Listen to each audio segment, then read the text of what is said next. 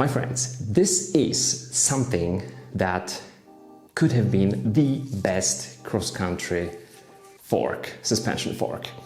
It used to be, because this is the 2011 model. I think Canada dumped this construction into 2012, maybe 13, but we are in 2020. No fatty, no lefty with no bushings now, and no double crown lefty. Many things have changed. In my opinion, Cannondale has gone from the best and genius construction to Cannondale type, but as close as other forks which are not as good. What are advantages and disadvantages of this fork right now? First advantages, stiffness. This was the stiffest fork in the world, meaning the stiffest, meaning that its construction allows the designers to design as much stiffness as they want here. I'm not talking about this, stiffness of the chassis. We don't want the chassis to be too stiff, of course, but if you come up with a too stiff construction and it's super light, that's great, because you can always use less material, do the shaping and have the right stiffness. This one, when you maneuver, and you very often, the experienced riders, cross-country riders, will know like to the millimeters how you want to go through those rocks, through those rock gardens, through some roots. This is the fork which allows you to go exactly as you want. Superb thing. When you're braking, it is still working normally as if you were not braking, which is completely different story with traditional forks. This is one thing. This is other thing. We have the bearings here, so there is no bushings. As on the lefty, there was no bushings. Lefty 2.0, bushings.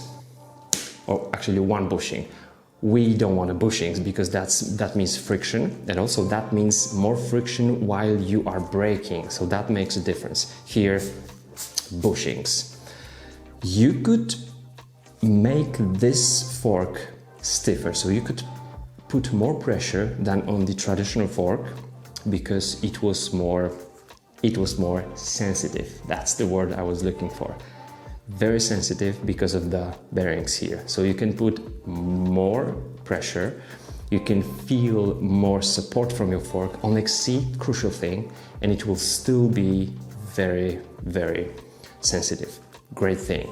So the bearings here, the chassis here, and also we have just one leg, which means that both the air spring and the damper is just in the head tube of the frame. I'm going to show you that comparing it to the traditional fork, but let's see the weight of this aluminum fork. Here we go, the Fatty DLR 80 from 2011, 26-inch wheel, 1230 grams, super light. This is the traditional fork. We have the stanchion on the left side, the stanchion on the right side. We have the bushings right here, so we have the friction. Boom. We have one stanchion on the fatty. This one is asymmetrical because the air spring is on one side and the damper is on the other side. So the fork doesn't really work in the symmetrical way. Here, everything is just at the center of the fork. This is genius. The problem with this one was not only the DLR80 damper, which was rubbish, but you can always make another damper. Problem is that this one was also changing the geometry of the bike, moving the head tube upwards. If I set the same clearance for the tire, roughly, on the fatty, we can see that the head tube would go by about 60 millimeters upwards, and this is 80 millimeters travel, this is 100 millimeters travel. So if we add 20 millimeters of travel, that would be about 3 centimeters upwards. So what's that, 1.2 inch or something? That's no problem in my opinion, because we can get some really aggressive negative stem, and that would work for me fine. It would work fine. Just imagine now, if we make this one for 29ers, because you want to ride 29ers, right? 1230 grams, we should add maybe 60-70 grams in order to have the 29er geometry. That's 1300 grams. We are already lighter than a super light step-cast Fox 32. And if we make this fork, the chassis, and the steering tube, let's call it like this, from carbon, we can get very close to 1 kilogram, or maybe even go sub 1 kilogram. Stiff, let's just say we would make a reliable damper. Stiff, easy in its construction.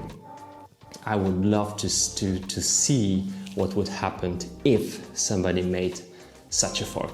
Let me know. Thanks for watching. And I think maybe Wednesday or most likely Thursday, you're gonna see the full rebuild of the Canada Flash F3, which came with this fatty fork. See ya, guys.